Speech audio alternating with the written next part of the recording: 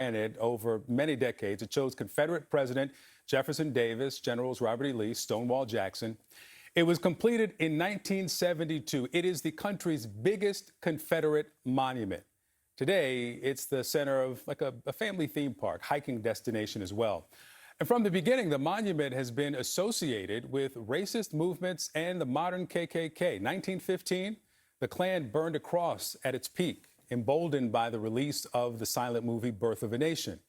Well, now, in the wake of the social justice protests across the country in 2020, the Stone Mountain Memorial Association voted to build what they call a truth-telling exhibit there.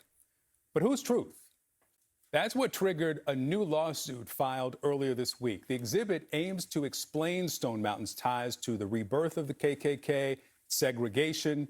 But a Confederate group filed a lawsuit saying that the park is breaking state law. So with me now is that group's lawyer, Martin O'Toole. Thank you for coming in.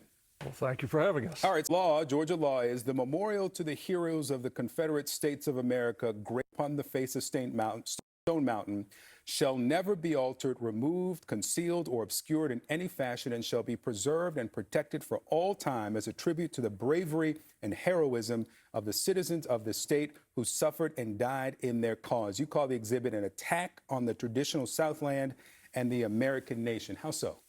Well, first of all, the part that you're reading there is not the part we're traveling under in the second lawsuit, which is that the Warner Museum exhibit, the law requires that Stone Mountain be maintained as a Confederate memorial and a recreational area. Okay. That's 50-3-1 that you're reading from there, which is different from the real crux of the suit dealing with Warner.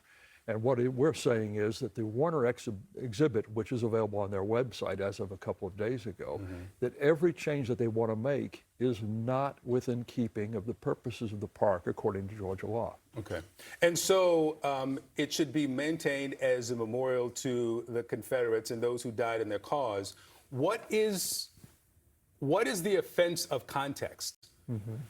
The implications, the motivations that would be, and the consequences that would be focused on in this exhibition. What's the offense of that? Well, the way we see it is it is intended to be a memorial, which means that you're supposed to take the positive aspects of the Confederacy and memorialize them. If you take other memorials, for example, if you were to look at a John F. Kennedy monument or a memorial, it isn't going to talk about charges that he was unfaithful to his wife or anything like that. It's going to try to find and accentuate the positive aspects, and that's what we think this memorial should do. The Warner exhibit has nothing positive to say about the Confederacy whatsoever. That's our problem.